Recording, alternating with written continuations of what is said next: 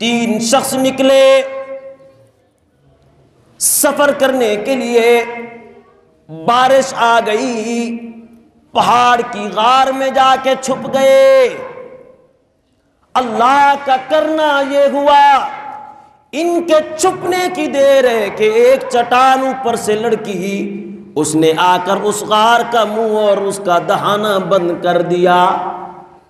آ کر چٹان ٹھہری غار کے سامنے، حیران ہو گئے اب کیا کریں۔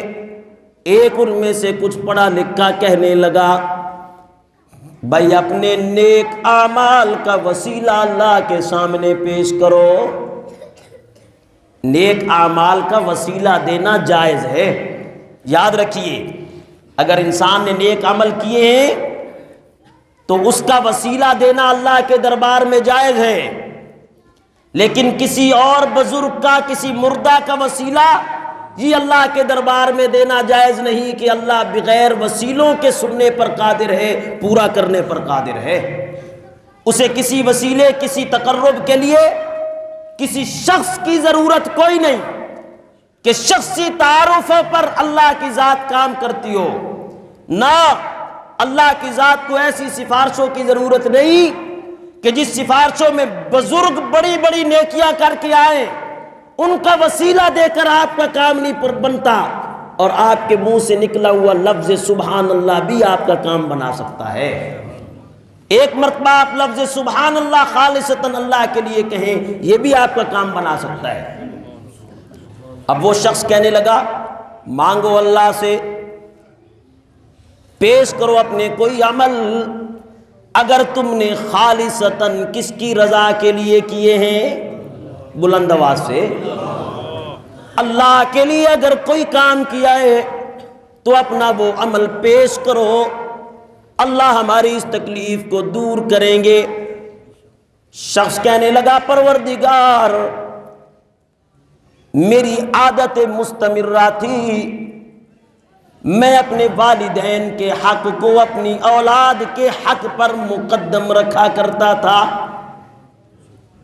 اللہ تجھے مجھے ماں اور باپ دونوں کی دولت سے نوازا، ایک روایت میں صرف ماں موجود ہے، دونوں کی دولت سے تو نے مجھے نوازا۔ خلاق دو عالم، میں جنگل میں بکریاں چراتا تھا، واپس آتا تھا، اپنی اولاد کو اس وقت تک کچھ نہ دیتا جب تک پہلے اپنی ماں کو دودھ نہ دیتا۔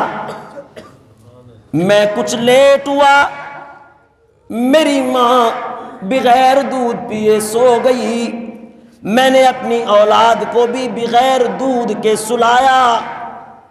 اس وقت تک میں کھڑا رہا جب تک میری ماں نے جاگ کے میرے ہاتھوں سے دودھ کا پیالہ نہیں پی لیا۔ جب اس نے پیا پھر میں نے اپنے بچوں کو پلایا۔ اللہ اگر میں نے اپنے ماں باپ کو مقدم رکھا تیری رضا کے لیے تو ہمیں اس مصیبت سے نجات عطا فرما۔ اللہ اکبر۔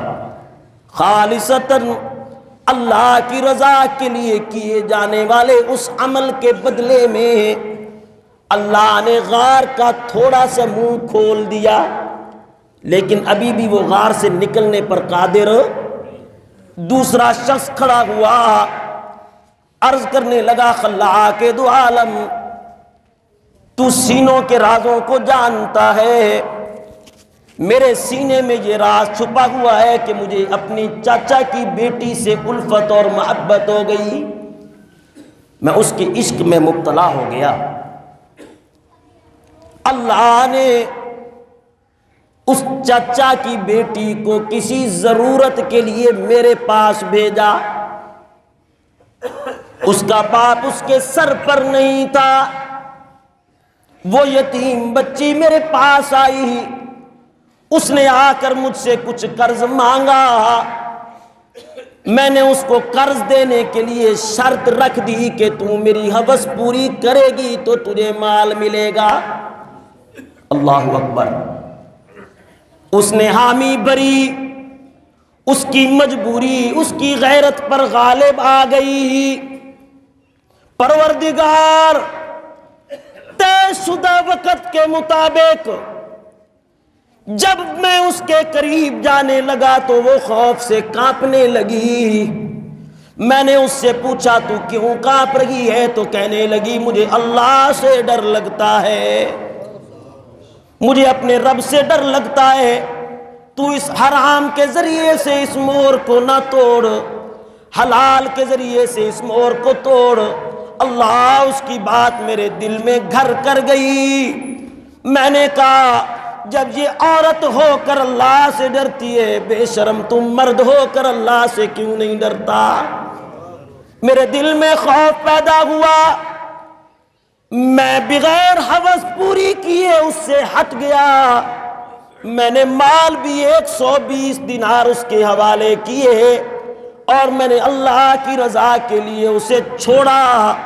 پروردگار، اگر میرا یہ عمل خالصتاً تیری رضا کے لیے تھا تو اس مصیبت سے نجات عطا فرما۔ یہ بات کی، غار کے دہانے سے چٹان تھوڑی سی اور سرک گئی، لیکن اب بھی نکلنے پر قادر نہیں۔ تیسرا بندہ کھڑا ہو گیا، یا اللہ، میں نے اپنی مزدوری کے لیے مزدور رکھے، مزدوروں نے کام کیا، ایک مزدور بغیر مزدوری لیے کچھ ناراض ہو کر میرے سے چلا گیا۔ اللہ، کئی دنوں تک اس کا انتظار کرنے کے بعد بھی وہ نہیں آیا۔ میرے دل میں خیال آیا کہ پتہ نہیں میرا کیا بنے گا، میں اللہ کو کیا جواب دوں گا، میں اللہ کو کیا جواب دوں گا۔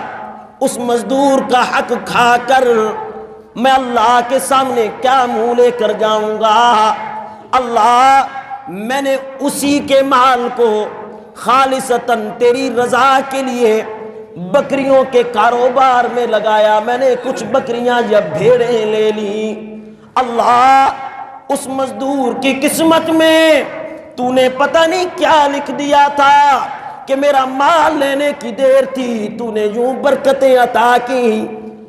2 بکریاں 10 بن گئیں، 10 100 بن گئیں، 100 1000 بن گئیں، ریوڑوں کے ریوڑ بن گئے۔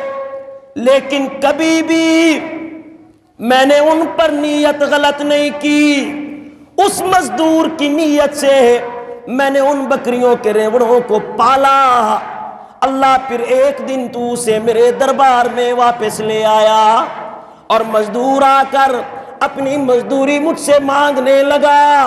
میں نے اس کے بازو کو پکڑا، لے جا کر میں نے اسے بکریوں کے ریوڑ کے درمیان کھڑا کر کے کہا یہ سارا تیرا مال ہے، یہ سارا مال تیرا ہے۔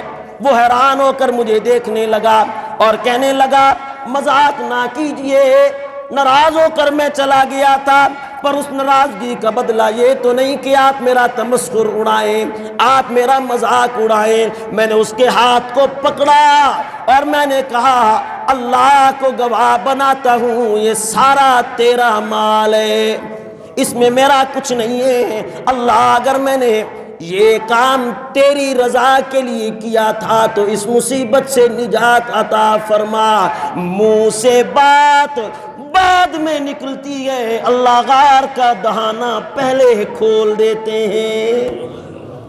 انسان اگر خالصتاً نیت سے کام کرے، آخرت تو آخرت رہ گئی، اللہ دنیا میں بھی اس کا بدلہ عطا فرماتے ہیں۔